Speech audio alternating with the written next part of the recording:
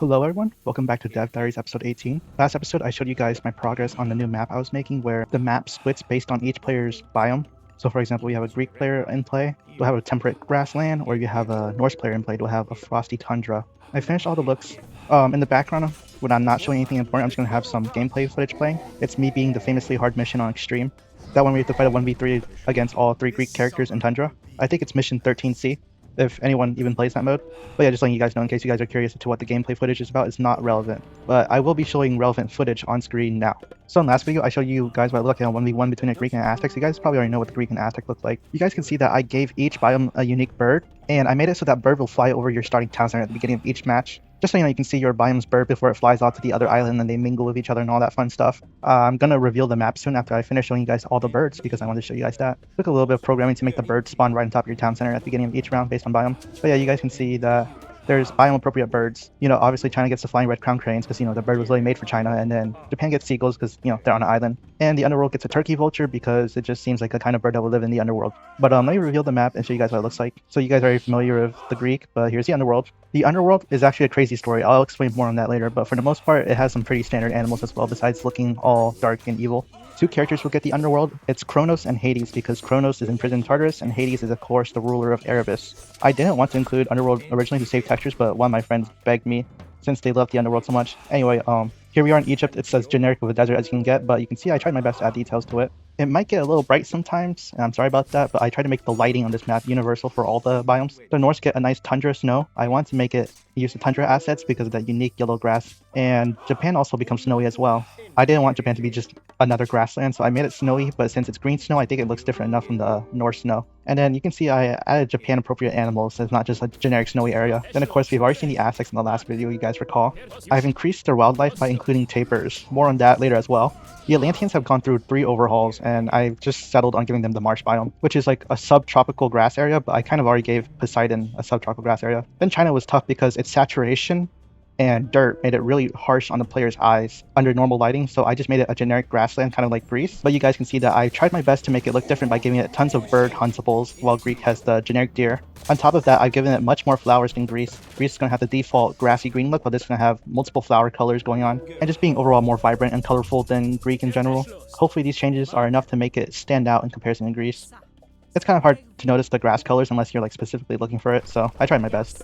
Then we move on to Demeter, which is also Greece, but then you notice Demeter has a unique forest. That's right, each and every character in this game has a unique forest on this map. Due to terrain limitations, I couldn't give them all unique textures. You know how I explained there's a 48 terrain limit in the previous video, so that prevented me from doing a lot of stuff and making the biomes more detailed. But you guys know me, I like to add details to my map, and if that terrain limit didn't exist, I would go ahead and add a unique look to every single character's island. But due to the terrain limit, I have to compromise and make them all share the same generic look. So at the very least, I'm going to give them unique looking forests so they can stand out a little bit from each other. But yeah, there's so much to talk about since the last time I saw you guys. During the weekend, I just worked on this day and night. I'll be showing my hours on screen to tell you guys that I really do work on this a lot. I'm not bluffing. But yeah, as soon as I finish this and I make sure it's in a good spot, I'm definitely going to be focused on getting a job.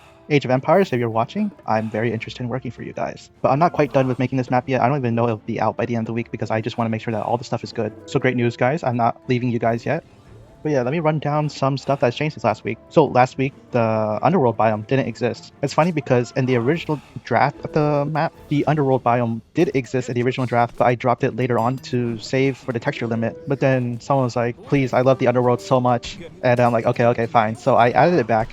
And this time around, I thought it was okay because I created the system that tracks how many biomes are in play, and it will ration textures based on the amount of biomes there are. So when it detects a low amount of biomes in play at once, so for example, you're playing like with 8 players, but it's Egyptian versus Norse only, there's only 2 biomes present, the Egyptian biome, the Norse biome, and then it'll keep as much detail as there originally was meant to be. However, if you're playing with 8 players, 1 from each pantheon and Hades, which activates the Underworld biome of this map, then you'll notice that the Egyptian and Norse biomes may have slightly less detail than the previous match, in an effort to save textures. And I have an order of which textures are dropped first, so it by far keeps the most important textures as long as possible. And even when the maximum amount of textures are dropped, it should still look decently good in my opinion. I tried my best to make sure the map looks good even if there is all 8 biomes active. I've put in a lot of work counting the textures carefully and making sure that I could maximize my amount of value, decorations, and detail without going over the limit. And someone asked me what happens when you go over the limit? You know, I keep talking about this mystical limit, but what happens if I forcefully go over it? Well, I'll show a screenshot on screen of what it looks like when I go over it. But basically, you can see the map is a little bugged out. I replaced this entire biome with the Atlantean road texture of all things for some reason. And you can see by the squares, it looks completely unnatural, not blended in with the rest of the terrain. You can also see the units are floating off of it. And whenever units move on it, it's really laggy and buggy. So yeah, we definitely do not want to go over the 48 texture limit here. I can see that they have the system in place for a reason. And then on top of that, the Atlanteans have gone through so much rebranding. So at first, they were just going to be like a tropical version of Greece biome, since they're, you know, Greeks plus. But eventually I decided that China looked similar enough to Greece.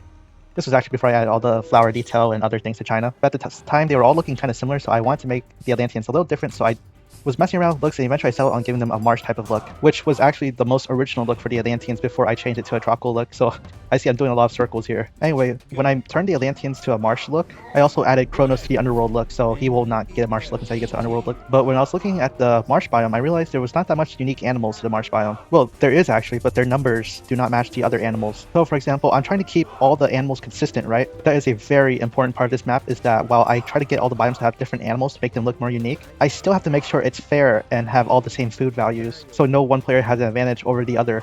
The most famous example of this would be zebra to deer. A deer is worth 200 food, and a zebra is worth 250 food. So if I gave both players 8 of both, then the player with zebras would have more food, since each zebra has 50 more food than a deer. So I made yet another system that runs in this map, and it checks how much the food value is worth and makes sure that both players have an equal amount of food from a purely numerical standpoint.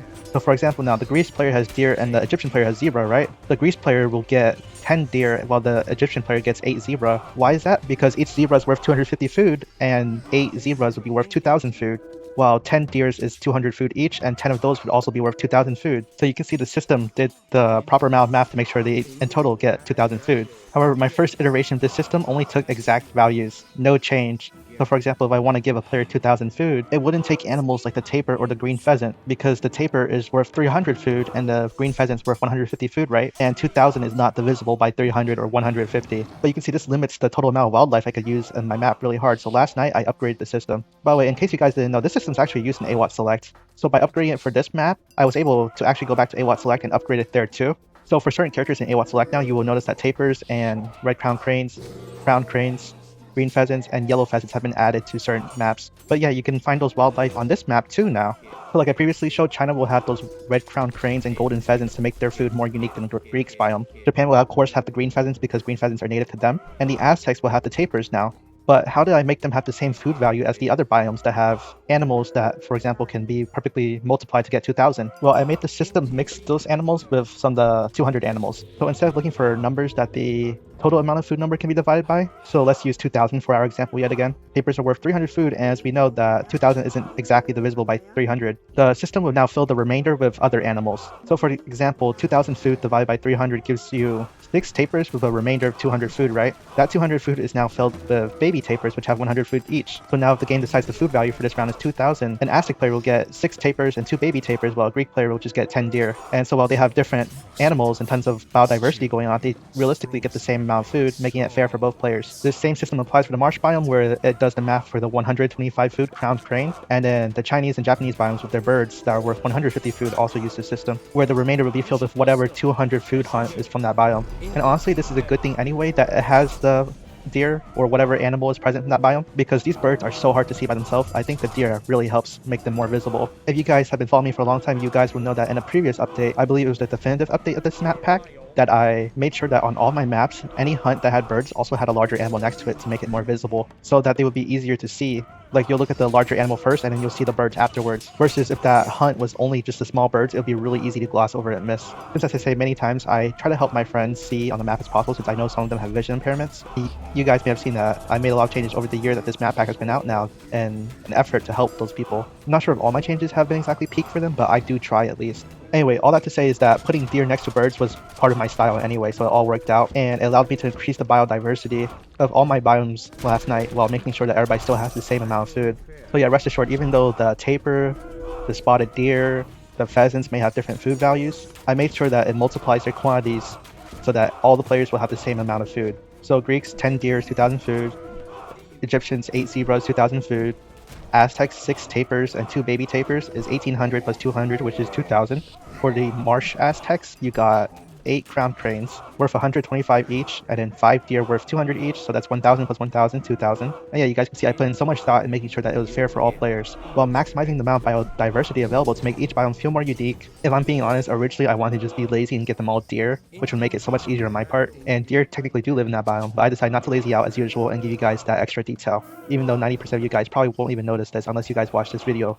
Oh yeah, that's ignoring the fact that making there be biome-specific animals was hard enough anyway. Fundamentally, in a map, when you place an animal, it will place that animal for all players. So let's say, for example, I want to put a deer into the map, right? It will then give a deer to all players to make it symmetrical. That's the whole point of the RMS system. And Age of Mythology to make it as symmetrical and fair for all players as possible. To make this biome-specific hunt option, you basically had to just throw away the existing system and work around it completely, which was a headache and a half. Because not only did you throw away this system that was really meant to be used, you have to recreate your own version. And that's honestly why Awot Nomad is a Nomad type map, so that I didn't have to work as hard on making it fair and symmetrical, but this time around I did figure out how to make it mostly fair and symmetrical, with the downside of it occasionally, on very rare occasions, not working. But hey, I hope you guys accept that because this stuff is hard. And I tried my best to make this work as commonly as possible, okay? But I'm still working on it, which is why I said this map probably won't be ready for about another week or so. There's just so much polishing and refinement I want to do before I release this. And then, of course, for the most part, I extensively test a lot of these maps in single player before pushing them out. I test them several times in 1v1 play, and team games against bots, and sudden death, and King of the Hill. All kinds of testing you guys probably don't think of, so to test a map of several different biomes instead of one specific look is going to be a lot longer of a testing session. And like, when maps don't work in sudden death, they take really long to fix. I have no idea why, but the most random things will cause a map to break in sudden death. And yes, believe it or not, I make sure all my maps are compatible with sudden death and King of the Hill, even though I know probably hardly anyone plays those modes, and especially not on my maps. But yeah, I still have a big hurdle ahead of me. I'll probably make another video about more struggles I encountered, since even though this video is getting super long, I actually haven't even gone through half the things I struggled with making this map yet, nor have I mentioned most of the other changes I made to other maps in my map pack. There's just so much stuff, you know? So I hope you guys appreciate the work, and thank you for your support. I can see I've almost reached 1,000 downloads. I thank you guys so much for that. I'm glad so many people are able to enjoy my work. But that's about all I got for today. I don't feel like ranting anymore because I'm pretty tired, even though there was so much more problems I had to deal with in making a multi-biome map. Thank you for watching as usual, and have a great day. Oh wait, one more thing actually, I don't have a map name for this yet, so you guys want to suggest any map names, let me know. Since this map's supposed to be the opposite of Awot Nomad, I was thinking of something home related. Some map names have been thrown at me so far have been Awot International, Awot Home, Awot Biomes. I like Awot International, so that's the current contender. But if anyone thinks of anything super cool, I'll probably let you know, and it might be the namesake of it, so let me know. At the very least, like my other larger projects, I am definitely going to have the word Awot as part of its name. Like, you know how Awot Nomad or Awot Unknown or Awot Select has Awot's name. That naming convention kind of saved for my larger projects like this one, so I definitely want the name to start with Awot. But yeah, just let me know you guys think of anything. If not, it's pretty chill. Alright, see you now.